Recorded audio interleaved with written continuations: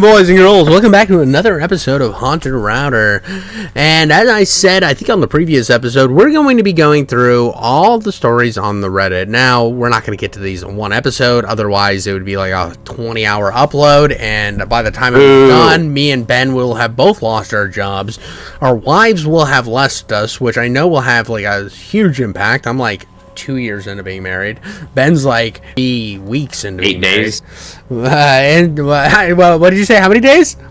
Like 8 days. 8 days. 8 days into being married, and it would be really on our lives. So we're not going to do that. Anyways, we're going to be reading My Organ Donor Was a Serial Killer by Gloomy Succotash 8686. Now, we've had gloomy stories on their friend of the channel. They've been on before. The worm episode, they did the worm story, I'm pretty sure, right? I think so, yeah. A very weird story. I enjoyed it, though. It had good writing, so I'm excited to see what else they can do. If we shit on it, we love you, Gloomy. Keep posting. You're a real one. But I can't filter myself that much. I mean, I couldn't even get to the intro, so... We go back and there's all, like, deleted posts. Yeah, no, it's all deleted. No, you guys are fucking my stories up! No! Exactly. But with that, I'll let Ben take it away. I don't know what to do. I don't even know who I am anymore. There's something inside me, and it's not mine. I can't sleep, can't think, can't even look at myself anymore. This isn't some cry for help. This isn't fiction. This is me leaving a record, because if I lose everything, and God, am I fucking close? I need someone to know the truth, because I should be dead. In some ways, I think I am. It started a year ago. I was 32, healthy, normal, working in a tire factory. This is Shane Gillis. The days were long, the hours sucked, but I was alive. Yeah, right, yeah, this is tires, yeah. Yeah, dude, this is Shane Gillis. My arm gets... Oh my god, bro, that is who I'm picturing, yeah. So my arm just keeps getting stuck like this. It said healthy and normal, and then working in a tire factory. Yeah, so that kind of undermines healthy and normal. Dude, I had someone who loved me. Ben, I want to let you know real quick. You like cut it out, and it's not like your audio this time. This is like your camera's like fucking you. The universe is like just you have so much cum on your shoulders right now from like your audio was like so desynced, dude. You look like dubbed hentai. I am dubbed hentai, actually. But like this is a VTuber. Yeah, dude. We got Nuxenor over here. That's it. That's who I am, man. I'm actually Nuxenor. Oh, all right, so don't pay attention to my face, people. Just listen today. I had someone who loved me. I had a little apartment. I had routines. I had a heartbeat until I didn't. Cardiac arrest out of nowhere. No warning, no chest pain. Just lights out, face first between two massive OTR tires. My coworker said my lips were blue by the time they got to me. Paramedics shocked me 3 times on the floor. I flatlined. 6 minutes, no oxygen, no pulse. Jesus! Then, 6 minutes? That's a bit long. Your brain looks like grits, bro. I feel like Gloomy just wrote this while he was at the tire store. Like, he's just naming off tire stuff. Dude, well, the moment they said that we need to take a look at your brake pads. And he went in there to like have his own. We need to take a look at your brake pads. He's like, oh, fuck you. He's like, fuck you. I'm giving you a heart attack, and you're dying for 6 minutes. Like, I'm getting on Reddit. I'll be right back. Then somehow I came back. I remember flashes, needles, screaming, a nurse crying, the voice of a doctor saying, "What?" The voice of a doctor saying, I see where it is, dude. I leaned back because I was like, "Oh, this is just all Ben, bro. He shouldn't be here." But I was. They said I was lucky, a miracle, 1 in a million. But I didn't feel like a miracle. I felt wrong, like something got rewired on the way back. I spent the next 9 months waiting for a donor. My heart was too damaged. They said it was like driving a totaled car. It might move, but eventually it would fail. I lost everything in those 9 months. My girlfriend left me. It's fine. I got a knee-jerk laugh, too, dude. Like, yeah, your heart's broken? he's like, babe, I'm dying. I'm out of here. Yeah. I don't think I can handle somebody that doesn't have a good heart rate, so I'm gonna dip. Your old roommate. He can't go freak style on it anymore. I know, dude. His roommate, that's what it is, dude. Darrell, had like a massive schlong. Darrell, no, not Darrell. And so her and Darrell are moving to Cabo. And she's going to get stretched out real nice, like because his heart rate's doing fine. He used to play in the NFL. Tall Irishman. Yeah, Darrell the Irishman. Yeah, Darrell McCleary. Okay, sure. It's funny how easily people you thought loved you will scatter the moment you can't provide them with anything. I wasn't sleeping very well anymore. My skin felt too tight. I'd jolt awake thinking my heart had stopped. Sometimes I wished it would. I prayed, and I'm not religious, but I prayed. Not just for healing, but for anything. For it to end one way or the other. Then one night, the phone rang. They had a match. A heart. Perfect fit. No complications. It was happening now. I remember. I just watched Naked Gun, so when he said perfect fit, I just pictured him like measuring the hole in his chest. it's like fucking what's that game, the dude? The doctor is that guy as yeah. But what's that game with the tongs, dude? Operation. It's like Operation. Yeah. They got a big lowering the heart in. They're like, no, use the fancy new machine, and it's like a giant claw, like holding a teeny tiny little heart. Yeah. They keep dropping them on the floor. I remember being wheeled into the OR, sobbing so hard I couldn't breathe. The anesthesiologist smiled and said, "This is your second chance." He had no idea how wrong he was. I woke up in a nightmare. I was freezing, not shivering, not cold, freezing, like I'd been submerged in a lake in January. I was drenched in sweat, but my fingertips were blue. I couldn't stop shaking. My jaw locked so tight from chattering I cracked a molar.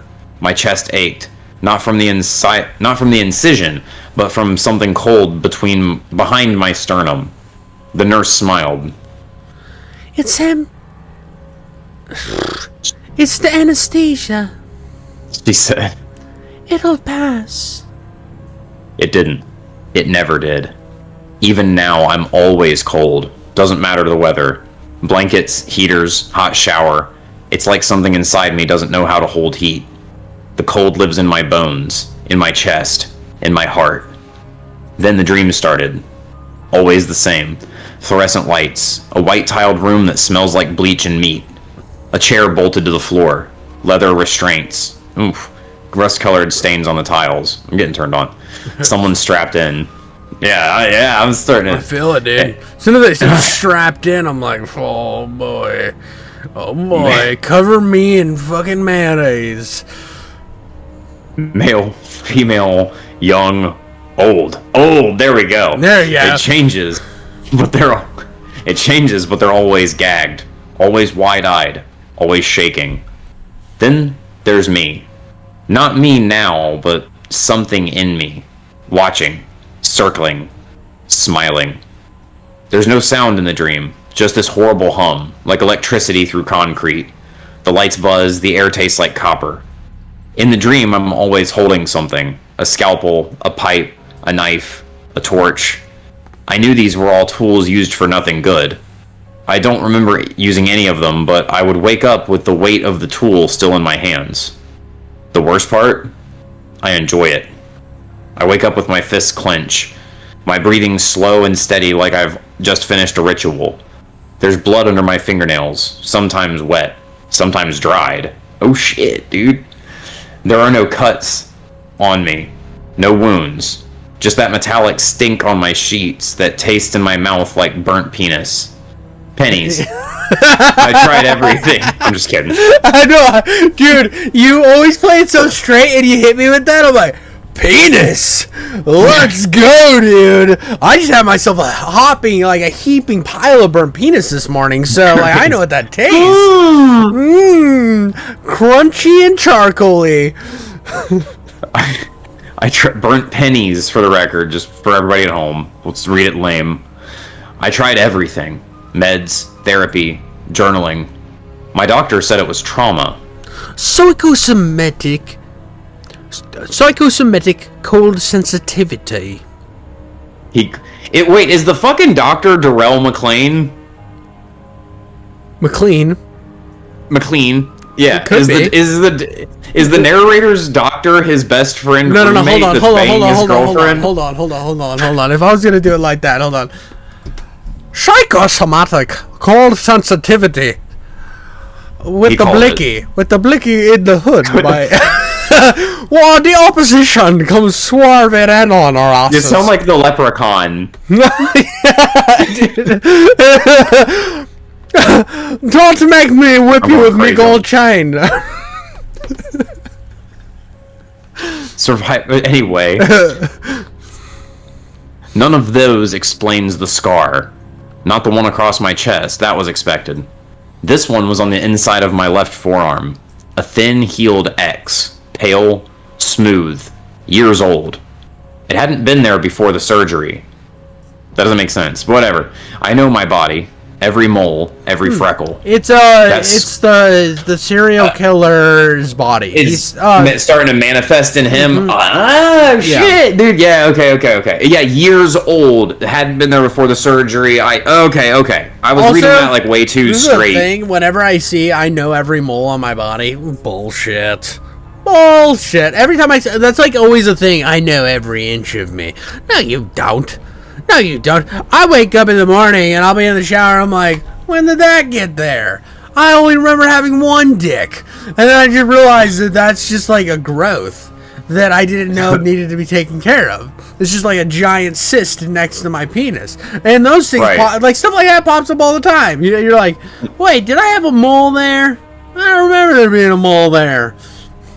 Why is this giant sore on my leg? Yeah, dude, why does my asshole hurt? I went to bed so early last night. I told you don't ask questions. That scar does not belong to me. That's when I went to an old friend of mine that works in medical billing for a hospital system. He has access to transplant data. I begged him to find the name of my donor. He said it was sealed, but a bottle of bourbon and a breakdown in his living room changed that. He pulled it up. I'll never forget the way his face changed. Like he was watching something rot in real time. Oh shit, he whispered. You're not gonna want to know this.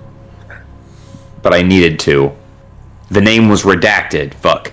But the notes weren't. Convicted murderer. Torture. 9 confirmed victims, all ages. He kept them in a basement, soundproofed. White tiles, fluorescent lights. Just like in my dreams. They said he turned himself in. No remorse. Just walked into a police station and said, "My work is complete." He died on death row. No family to claim the body. However, he'd signed the organ donor form. Things got worse after that. I started blacking out, awakening in alleys, stairwells, parking garages, once in a supply closet with a box cutter in my hand and blood in the sink. I couldn't explain it, couldn't prove it, couldn't stop it.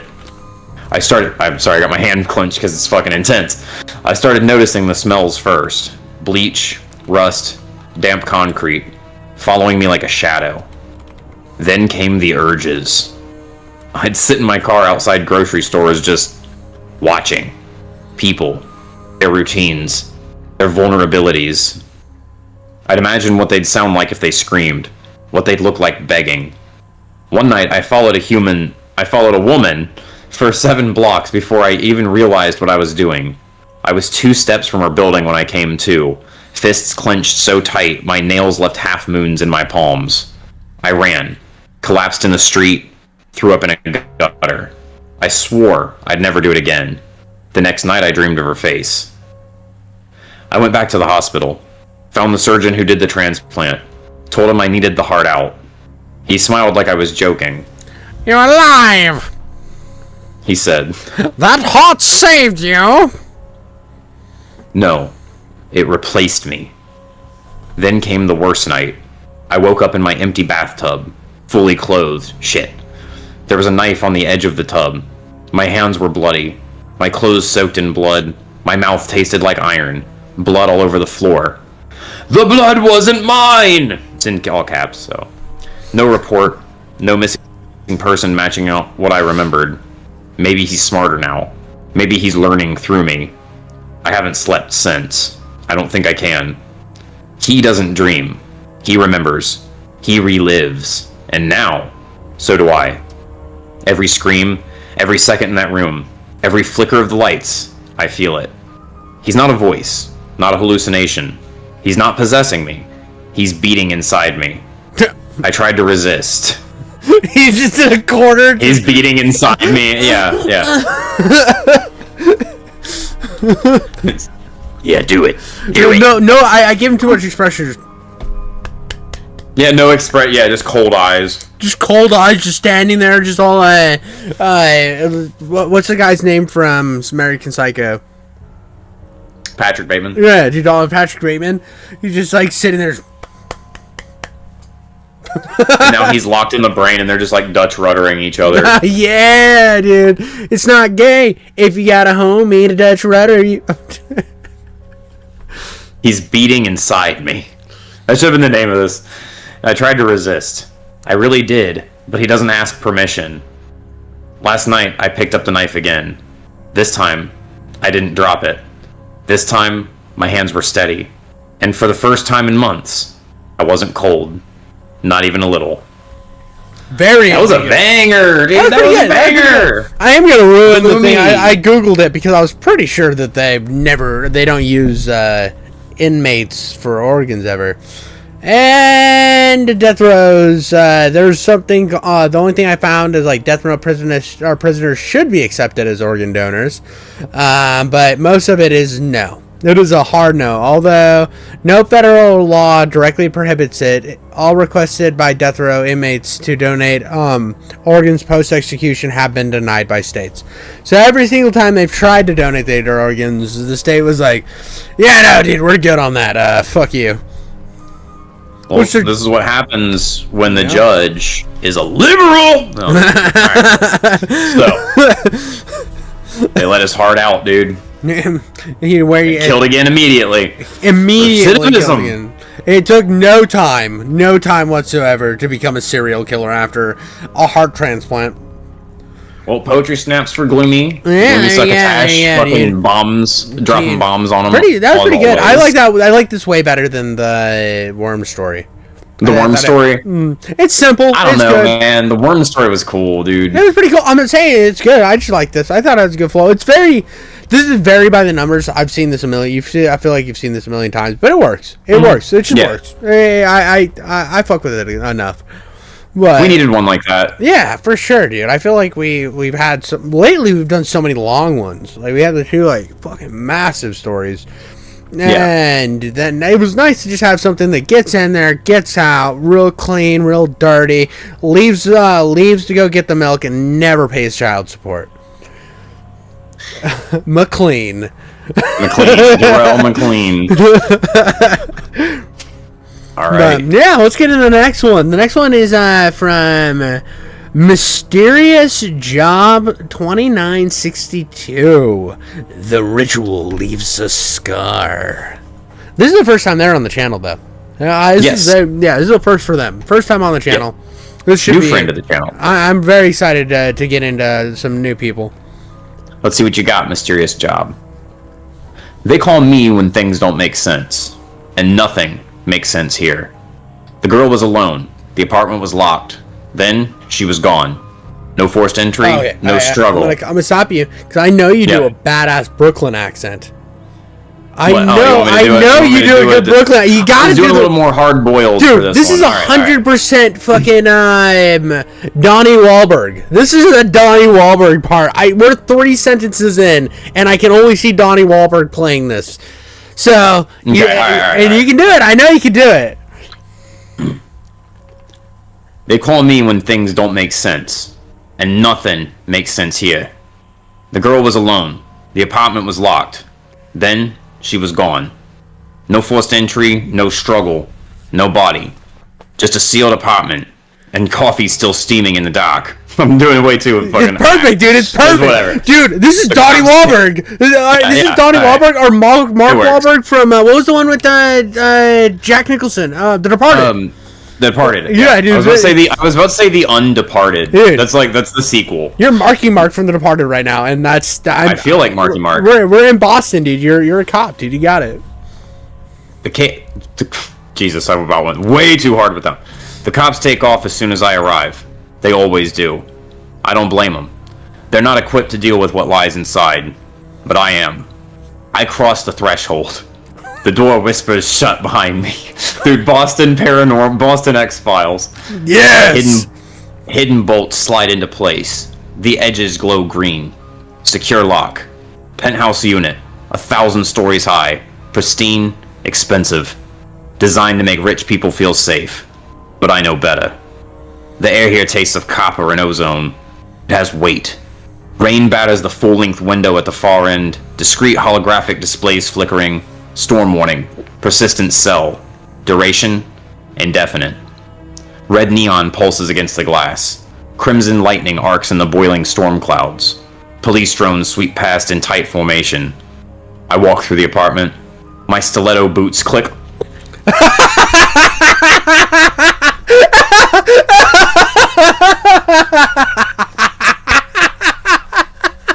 My stiletto boots. I'm fucking dead, bro. I'm fucking dead. No way. No way. I like stiletto boots. It's just Marky Mark and drag now. Usually the red is from the microphone. This time it is not. Yeah, I'm fucking hot. I had to work to get into this body for this movie. Oh my god. Mark Wahlberg in a dress. Oh my god. I'm glad you went, Brooke. I don't think you should stop. I don't think you should stop. No, I'm not going. I can't now. You gotta go hard. Dude. I'm entrenched. We're halfway through the fucking dude. Come on, story already. Affleck. You got this shit, dude. My stiletto boots click on the black marble floor. Half a sandwich on the table. A comms pad on the counter. No disturbance. No blood. Just emptiness. I reach into my coat. Unbuckle the lens from its brace. The asphodel lens isn't standard. I built it myself. Black glass core. Pattern binding etched by hand. It doesn't show the past. Not exactly. It shows the places where reality's been carved open. When someone performs a ritual, when they cut through, deep light flows in. It moves through the tear in a specific shape. The pattern determines what happens. The cuts scar over eventually, but the residue lingers. That's what the lens sees. Power it up. The hum is low, just above silence. The air shifts, the windows flicker. Blue light spills across the walls in thin arcs. Then I see it. A scar in the floor, just beneath the table. The edges glow faintly, not with light, but with something deeper. A cold, slow pulse. Fresh, still bleeding. I kneel, scan the sigils. I kneel. My balls drag the floor from out underneath my miniskirt. I scan the sigils.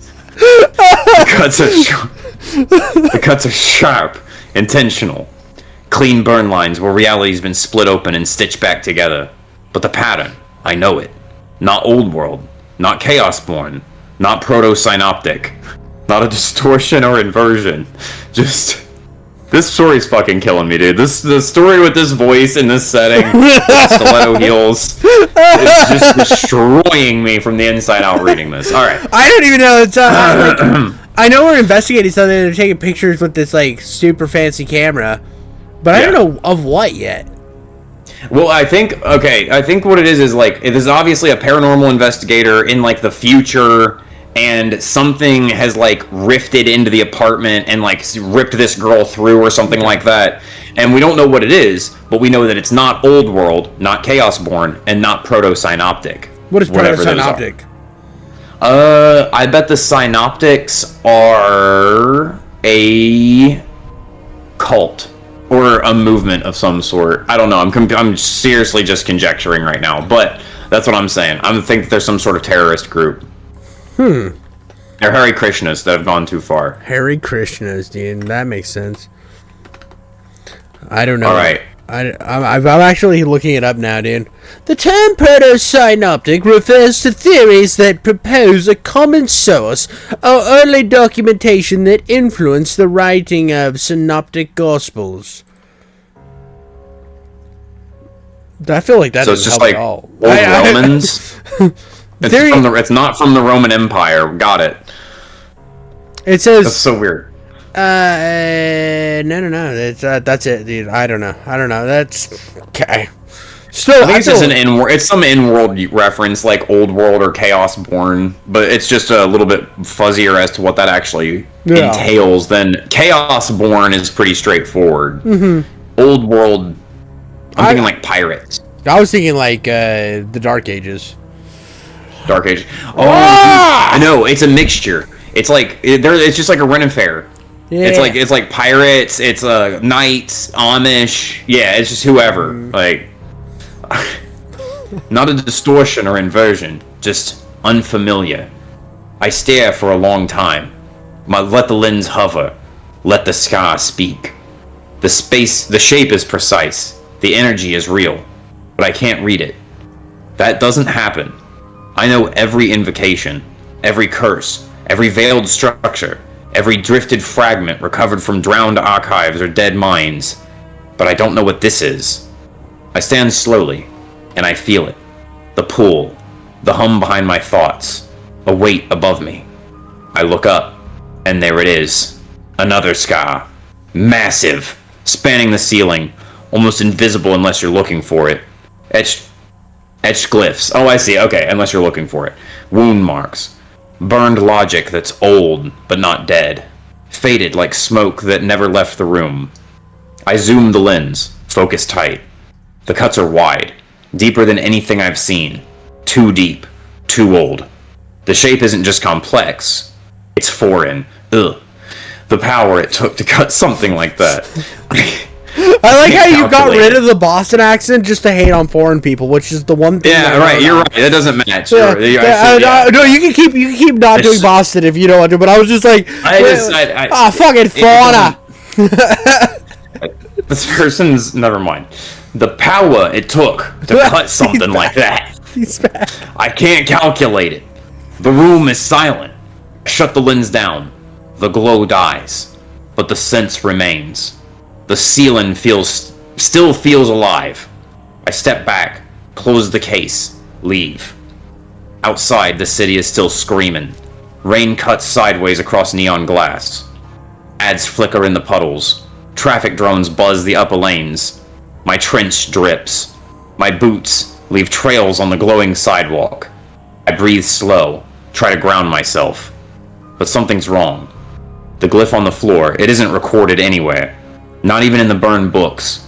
And the ceiling scar, it's structural. It's old. I keep circling the same questions. What kind of working needs that much deep light? Who or what could even handle that much power? And if it's a door, what did it let in? Okay. Alright, I'm gonna be real. It gave us nothing. Absolutely nothing. It's cool. Don't get me wrong, for like a detective monologue for the beginning of a story. But I want to look to see if there's other parts of this. Yes. It's not that wait.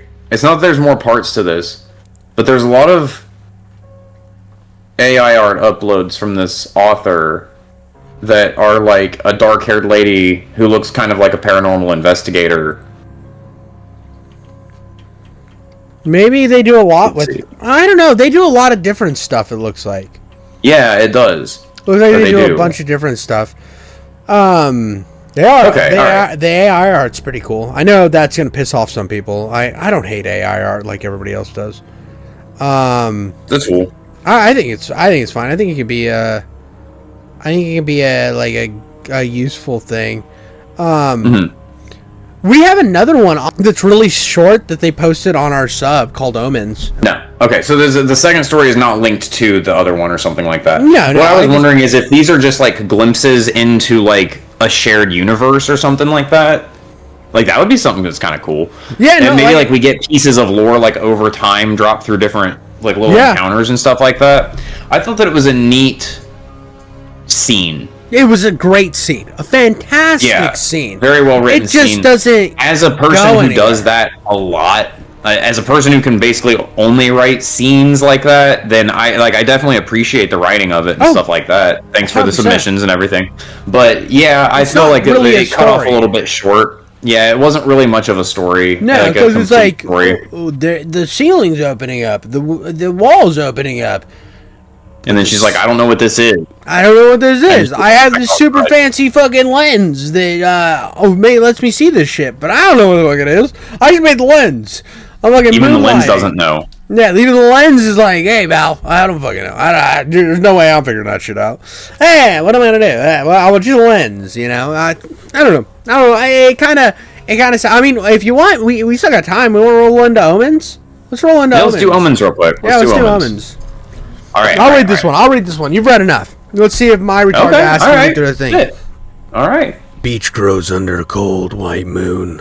It looks enchanted. I walk along. This is gonna be another chick, dude. I know it, but we're gonna keep it with the gruff, dude. This as soon as I saw bare feet, maybe. I'm 3 sentences and I could just. The beach grows cold. The beach glows under a cold white moon. It looks enchanted. I walk along the shore barefoot. The surf plays with my feet, cool and refreshing. Tarantino already came. Tarantino came so hard right there, dude. I'm wearing a crisp white kurta and in pajama bottoms. I don't remember owning them. The fabric is too fine, too new. The fit is good. I hear nothing but gentle crashing of the waves. I see nothing except for miles of moonlit beach. The wind carries a faint scent of roses. It reminds me of my grandmother. I can almost hear her admonishing me for being without my headscarf, my hair open in the breeze. My heart grows heavy. I miss her. I close my eyes, my lungs fill, spread my arms, twirl, like she used to do. I feel better. The beach sparkles. What? I think this is a dude. With the twirling and the beach sparkles? I'm glad I switched it, bro. And the pajama bottoms? Oh, yeah, dude. The Kurta top. I'm so glad I changed that, bro. When I started, I was like, okay, it's going to have the same vibe as the last one. At least if I go detective, I might not be. No, this bitch is like, we got to start scanning these before we just dive in. It's fucking Max. It's literally Max Payne. And he's just in pajama bottoms. This is right after 3. Yes. No, this is right before they murder. No, this is right before they murder his wife. Oh.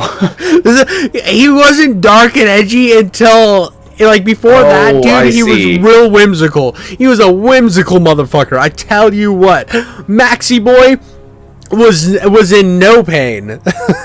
Yeah. This is Max Joy. This is Max Joy. Max. This is the happy gay before gay became the other thing. This is like 50s gay.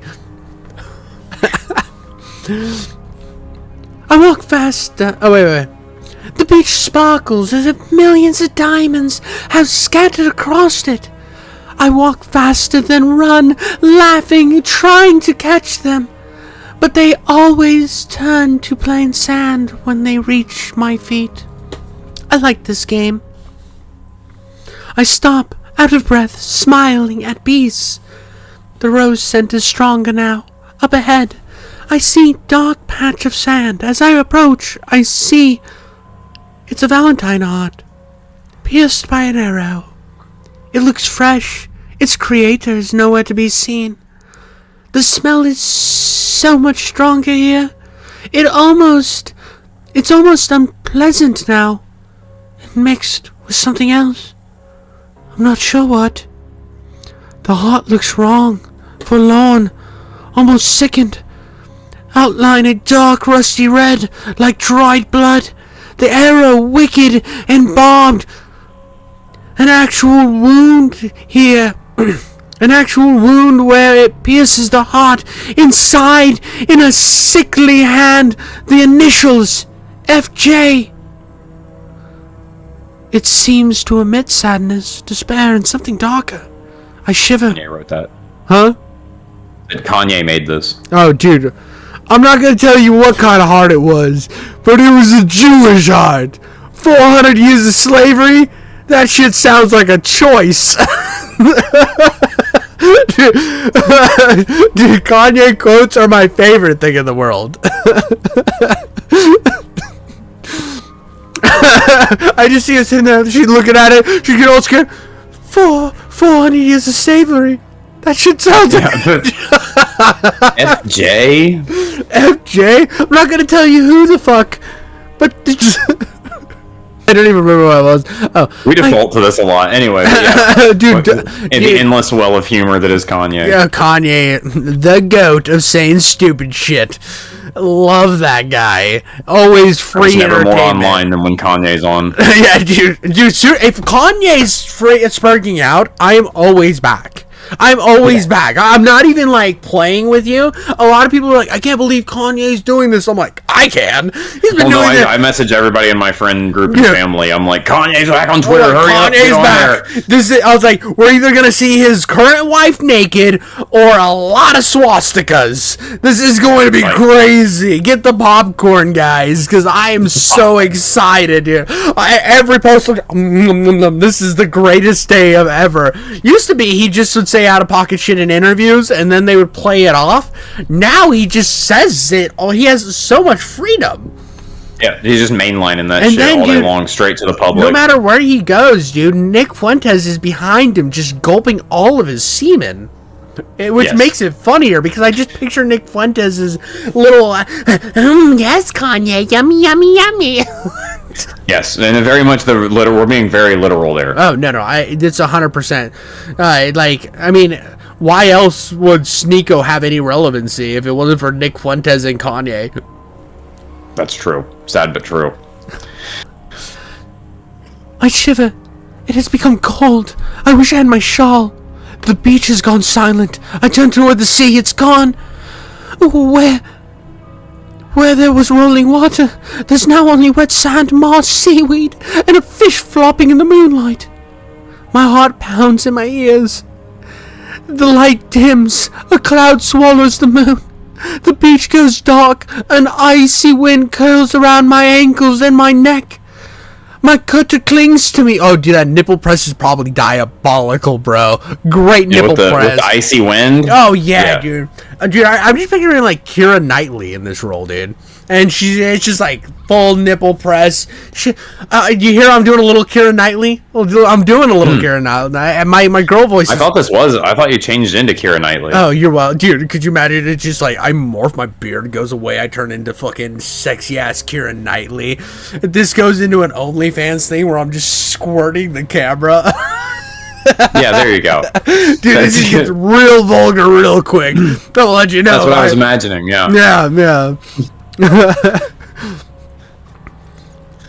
Nipple my heart pounds in my... Oh, yeah. The sickening sweet... The clouds swallow the moon, the beach goes dark, an icy wind curls around my ankles and my neck, my cutter clings to me heavy with the damp air, the sickening sweet smell thickens, I can barely breathe. I become aware of the sound, a roar, low, distant, getting louder, closer. The moon plays hide and seek. It flickers in and out of the clouds. It appears, vanishes and reappears. I look toward the horizon. A dark shape swells in crimson-tinged distance. The roar grows louder. I start to see it better. A black wall against the far sky. I step back. My heart feels like it will burst out of my chest. I cannot tear my eyes away from what looms before me. The moon finally gets clear of the clouds, and I get my first good look at the source of the roar. A huge wall of water rises before me, stretching as far up as I can see, and as far up as the moon. The roar is deafening. The rot smells of the roar. Roar. Yeah. Roar. Roar. Be scared. Here it's so deafening. Roar, roar, roar. The rot smell is overpowering. The sight of the huge wave takes my sanity away. It's almost upon me, seemingly poised to sweep me away, along with everything else around. I scream! Eee. Darkness, silence. A whisper in my ear.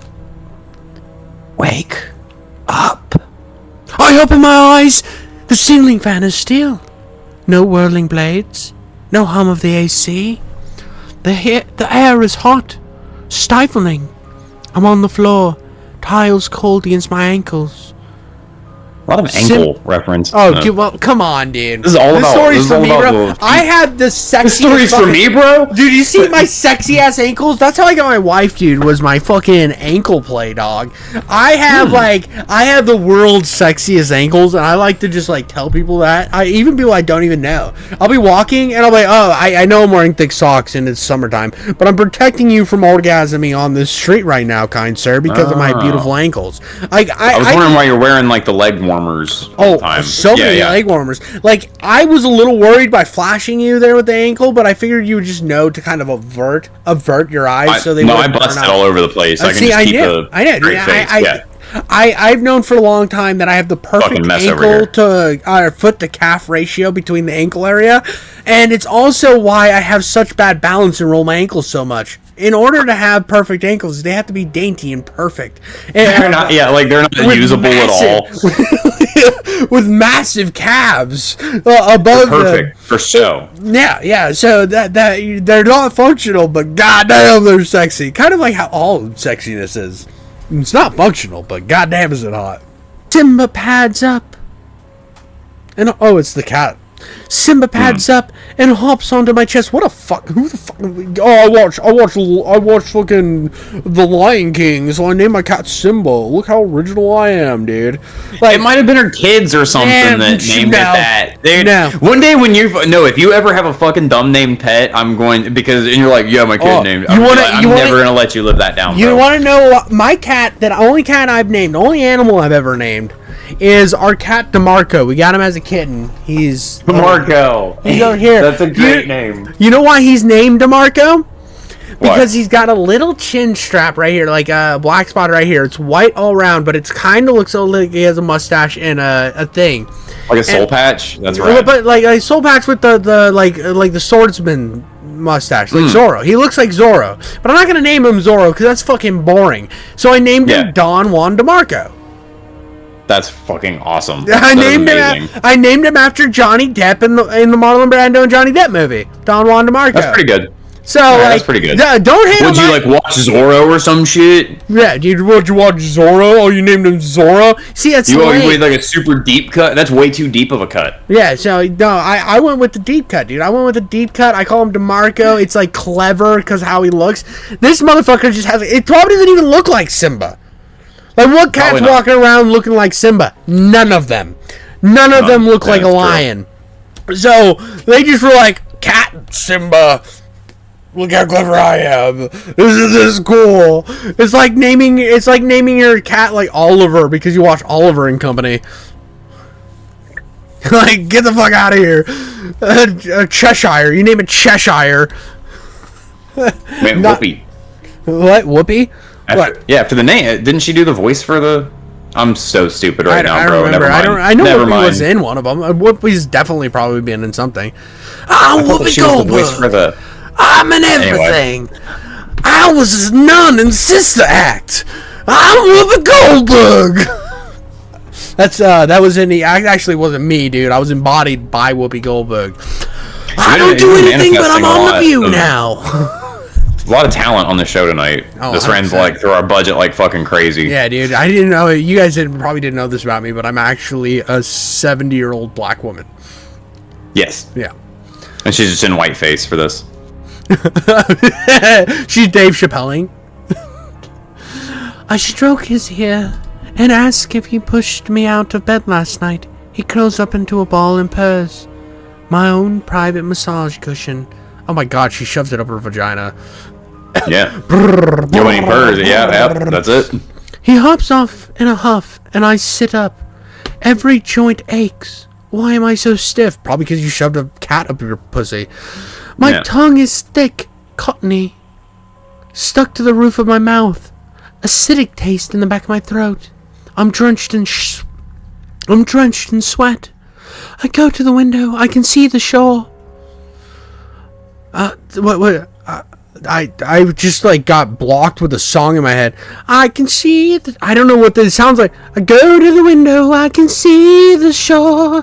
The dream rushes back. I remember every detail. My pulse races. Something's wrong. We might have been supposed to have been singing this whole thing. Oh. Yeah, maybe. I fucked it up, dude. But anyway, outside, the cook in the gardener fuss. Oh my god, this bitch has a cook and a gardener. The cook in the gardener fuss with the generator. Why are they working on the generator? Like, wait a minute. Yeah, wait a second. Your handyman is a cook. He's just out there with a spatula, just slapping it's one guy. It's the cook and the gardener, and he's fussing with the generator. The neighborhood slowly wakes. It takes a moment. She's the neighborhood. Yeah, she's the neighborhood. Well, her pussy is what they call the neighborhood because everybody's been there. Well, she can fit a whole cat inside of it. So. Yeah, exactly. It takes a moment to realize that no birds, no bugs, no breeze, no crows on the lawn, no eagles in the sky. I have lived here all my life, and I've never known those to be absent. You have eagles flying over your house every day. Constantly. Bro, I've seen my fair share of eagles, as anyone has, but they're not. These are like Lord of the Rings eagles too. Yeah, dude. These are like, dude. Have you seen a bald eagle in real life? Yeah, like yesterday. Dude, I weirdly enough, yeah. I was driving down the road like a while back, dude, and there was just one flew over our car. That bitch was bigger than our fucking car. Like wingspan wise, they're massive, dude. Like regular eagles are big, but they're not that big, dude. Golden eagles will take a regular eagle and like butt fuck it and then eat it and then just be chilling. So we have constant crows in the lawn. Yeah. Constant bugs and birds. Constant breeze and constant eagles in the sky. Well, she said no birds, but then she brings up the crows and the eagles like they're not fucking birds. Those are different things. They're different. There's no birds, but there's also no crows or eagles. Aren't those birds? Fuck you. Get out of here. They're flying cars. Yeah, flying. And the others are just they're just small Edgar Allan Poes in the yard. They're just small Edgar Allan Poes. Yeah. Yeah, like the bird is like a totally different animal to her. I whiff the roses in the air. I scan the street. I spy an upturned vendor cart. Rose wreaths spilling to the dust. Their scent is fresh, almost overpowering. But I know they will wilt within an hour under the sun. Then I see a figure on the beach, kneeling in the sand, slowly standing, shambling away. Something glistens where they were. I grab my phone and zoom in. My stomach knots. It's impossible. But there, on the wet morning sand, a horse pierced by a wicked arrow. Inside, the same shaky letters, FJ. Pretty good. Time loop. She's in a time loop. She's in, what was the Stephen King? She's the Langoliers. She's Langoliering, dude. She's in the Langoliers world on a time loop. So. I'm okay. I'm trying to like mentally piece together what this like neighborhood is supposed to look like, where there's like gardeners and food carts and eagles and like what the fuck? What like it was a rose children's cart, storybook? It's a vendor cart. A vendor cart. Oh, okay. I don't know, dude. Beverly Hills. I fucking. It was just funny because I was like, "Oh, this might be like back in the day or something," and then she grabs her phone and uses the camera to zoom in, and I'm like, "What the fuck is going on with this story?" I liked it. I liked the writing a lot. These are very good scene set. This is the second one we've gotten with good writing, great scene. No fucking idea what's going on. No idea. No idea what's going on. It's just like, here's these the cool are definitely thing. some like big brain stories, I bet, and we're like missing, like. Maybe we put both of our quarters of brains together. Yeah, it's missing something. It's missing something. Like both, like this is the thing that sucks with both of these, and I think they both have such good pacing, such solid ideas in them. Or like, but they go nowhere. Like set pieces. They have great set pieces. The descriptions, everything is there, and this is the thing where you've talked about like not needing all the details. You know what I mean? Mm-hmm. Where it's like, don't over-explain yourself. Sometimes you gotta explain a little bit, bro. Or you gotta give me something. Because, just putting the idea out there, like, this is like the beginning of something. This is like this is the hook. We got the hook. You got the hook. What's the fucking deal? Where are we going with this? Again, dude, the guy has talent to write cutouts and stuff. I think he needs to storyboard something here. Especially in these last two stories, because like again, like I said with the first one and again with this one, is if you're going to have this hook, if you're going to have this setup, you need to build upon it. Otherwise, this is just, we're sitting here confused.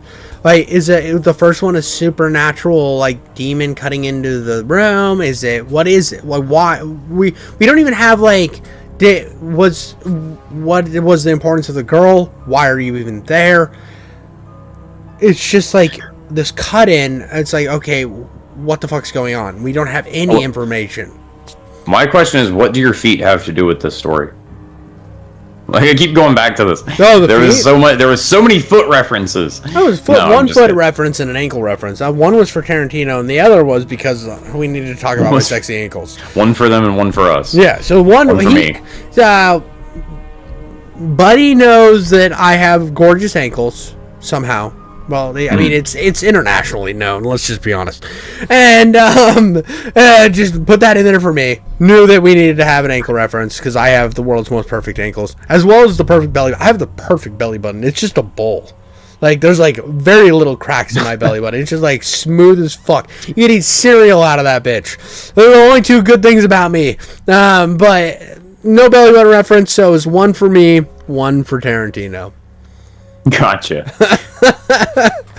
But yeah, the first story, I really liked that Oregon serial killer story because it was simple. It got to the point. It didn't go too far. And you know what's funny is that story had a lot of the kind of floaty writing style as these do, that punchy like floatiness.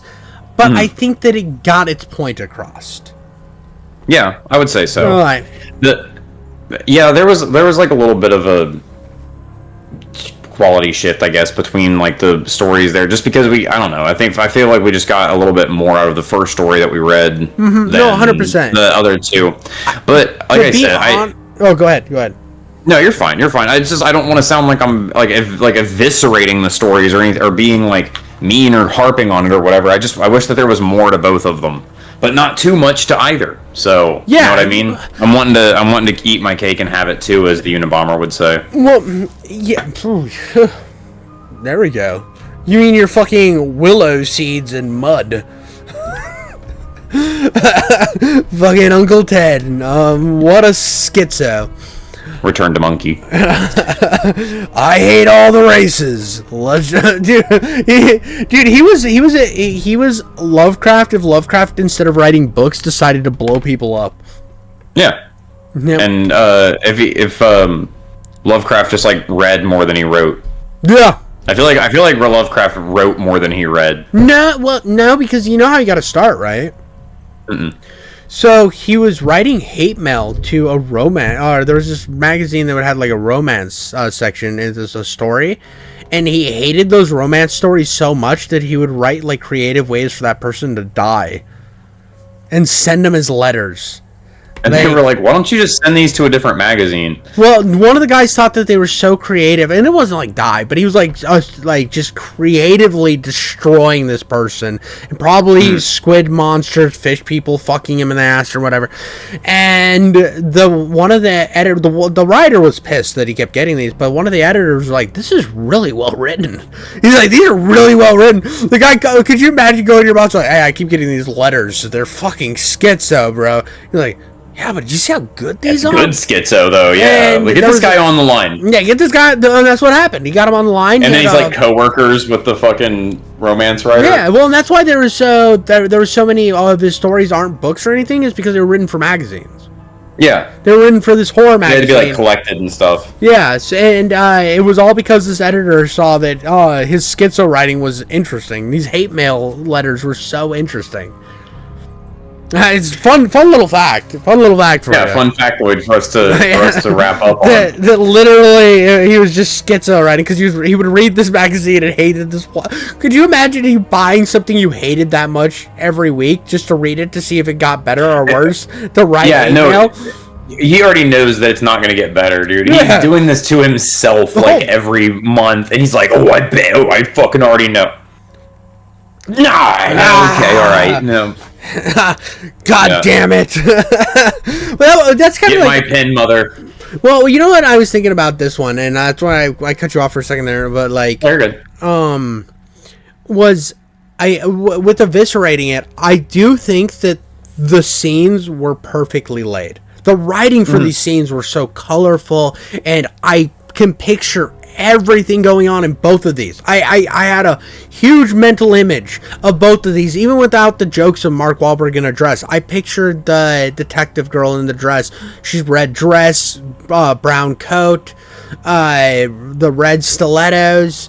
You can picture everything going on there, and you can do the same here, but the problem is the first story felt like just one of Thomas Jane's cutouts from The Expanse. Oh, good lord. Yeah, no. I'm not going to read that.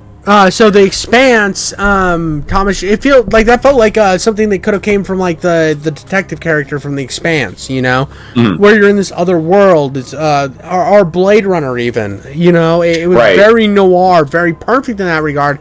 But those examples that I gave you they expanded and they went somewhere, and the mystery unveiled itself a little bit more at a time, when this one just lays the beginning of a mystery at your feet and then goes nowhere. Beautifully written scene, but goes fucking nowhere. The other one, I think the second story has more of a wrap up. Because it did. Yeah, it did, because it was cyclical, like you said, or like the time loop. Yeah. It's just... it leaves you wanting way more, and you have so much questions that when the questions outweigh the story, like in terms of you like going, you want some questions to remain. Always want some more questions, but not like whole questions or like what the fuck happened questions. You want like with the bar story where we're more engineering on top of it. We're building on top of it with these questions because we have the answers to answer these questions. It's just how do they fit and how do we build upon it? And there was enough left for us to do some of the work ourselves at the end and speculate and be like, where'd the blood on Tanya come from and stuff stuff like that. This one is just like, okay, so Langoliers, I guess, and this, but what's the point of it? Why? With the ritual one, if that gets expanded on, I want to see more of that world. Because like a cyberpunk detective story in like a noir futuristic world and stuff like that, absolutely. And it's horror, we'll do that. We'll do that all day long. I would love that, dude. I would eat that shit up. I love noir. We need to figure out what happens with Hottie. Yeah, dude. We need to... Detective Sweet Cheeks here. Dude, Detective Sweet Cheeks. We need to see what she's doing, bro. I do a terrible Boston accent. Okay. But yours is fucking Ben Affleck over here. But yeah, no, both you guys, I think you guys both make great work. They're both really well written. I kind of shit on the other one, but what else? You got anything else to add, Ben? No. I can't wait to get to some more user or listener submitted stories soon. Yeah, absolutely. You guys post them, we'll read them. 100%. We got some more good ones up there. Fuck yeah, dude. Well, make sure to like, subscribe, follow us on Spotify, or rate us on Spotify, and do all that shit. Keep pumping us full of just beautiful, beautiful art, and we'll keep making jokes and reading it. Yeah, keep pumping us full. What a thing to leave us off on.